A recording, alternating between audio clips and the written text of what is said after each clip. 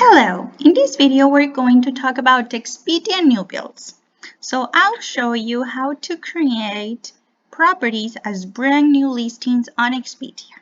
The first step is to access the self-onboarding tool or wizard and click on Expedia. Now you have to say yes or no to the question about having an account in Expedia with properties. In this case, I'm going to say no because I want you to see the first step of how to create an account on Expedia. Then you have to select the payment model that you have on Expedia. Maybe you don't know it yet. So if this is if you're going to create a brand new account with Expedia because you don't have it yet, then it's very possible actually that you don't know your payment model. Therefore, you can just select any of the 3 payment models that Expedia has, and then you can always come back in here and change it. The payment model, there are 3 payment models: Expedia Collect, Expedia Hotel Collect, and Expedia Travel Preference. Expedia Travel Preference is actually the combination of the other 2 previous ones. The payment model is selected during your contracting process with Expedia. So that's why if you don't have an account with Expedia right now, you won't know the payment model yet because you first need to go through the contracting process with them. Okay? Then you have to select the cancellation policy that you want. Once you select the cancellation policy, you can click on Start Connection Process. This is the step 1 because we are assuming that you don't have an account yet with Expedia. So here you will find all the step-by-step on how to create an Expedia account by yourself. Once you have the Expedia account created, so once you follow these steps, an Expedia representative will get in touch with you in approximately 48 business hours. With this Expedia representative, you will actually complete the contracting process and you will select the payment model that we previously saw. Once the contracting process is completed, then we can go to the next step. In this step, as we're talking about totally brand new listings, you don't have to worry about this step number 1. However, you do have to enter this token. So once you complete the contracting process with your Expedia representative, your Expedia representative will provide you with this token, or Expedia API PM name. That's the terminology Expedia uses. So Expedia API PM name is the same as token. And that is the token that you would need to enter in here. Please note that the structure or the format of this token is always the same. So please make sure that it looks something like this. It should be something like the name of your company plus the currency. Once you have it in here, you click on save and you can go to the next step. Another consideration and why the token is so important is because if you don't have the token, you won't be able to create brand new listings through our Expedia API. So you won't be able to create new listings at all if you don't have this token. Another important and a little tip that I would like to give you is if you complete all the instructions in step 1 and you don't receive an answer from an Expedia representative in approximately 48 business hours, like I previously mentioned, you can always email Expedia to this email address. So to hoteldelivery@expedia.com. You can email them directly and you can tell them that you want to have a contract with them because you want to list your properties on their channel. That's another way to get an Expedia representative assigned. And then this Expedia representative will help you through the contracting process and will give you this token. Once you enter the token in here, now you can go to the next step. This step, you can actually totally skip it for new builds. This is a step for switchovers, so we can totally skip it. Next. Now we are in the step 4, the validation. I have to mention that this step is not a requirement for step 5. This means that you can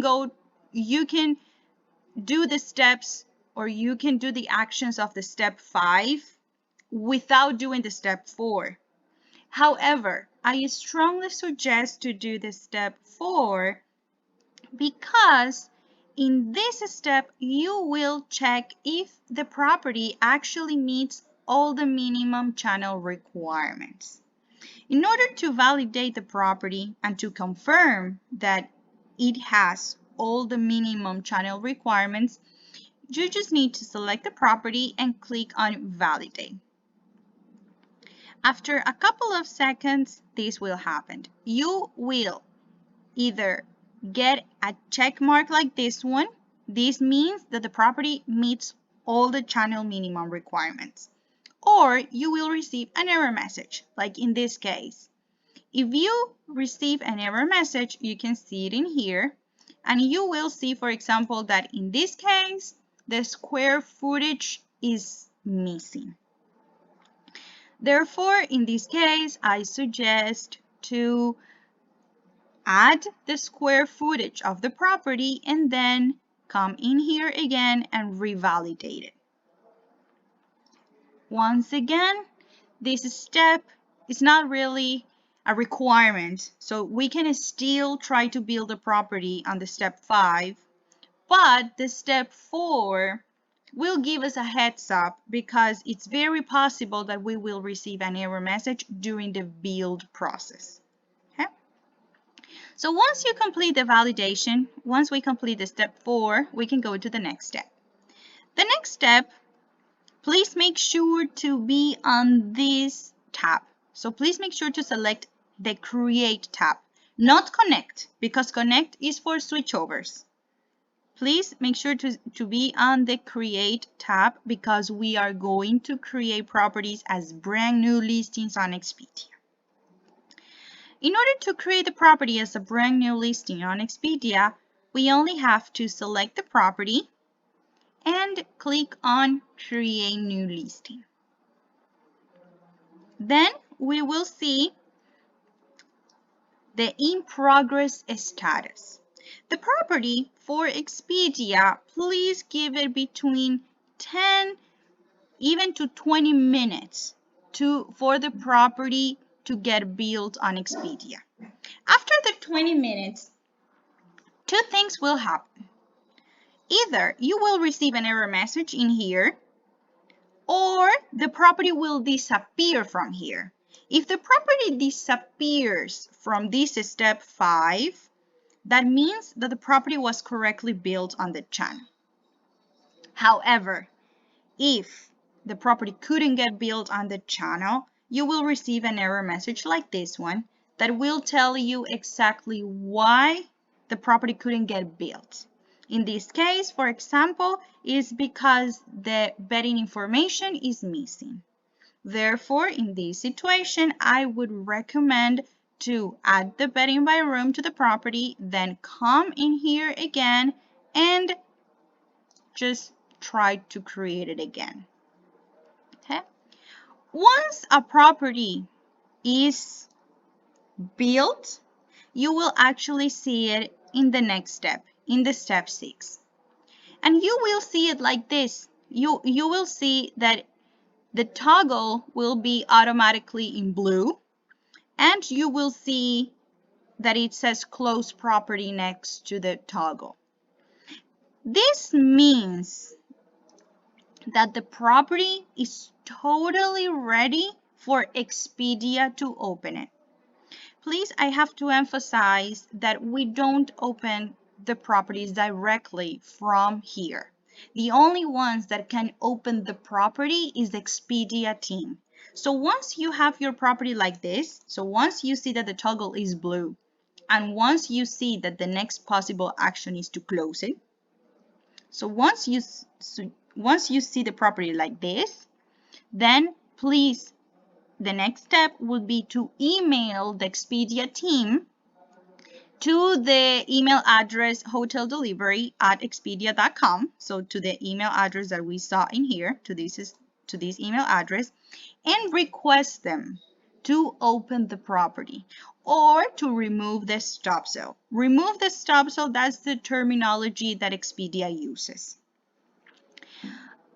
Once they confirm that they have removed the stop sales, then that means that your property is bookable and it's available for the guests. If you ever need to close the property, please note that you can do it. You have two options actually. One option is to request Expedia to put the stop sale. That way the property won't be selling anymore. Or the option 2 is to come in here, click on the toggle.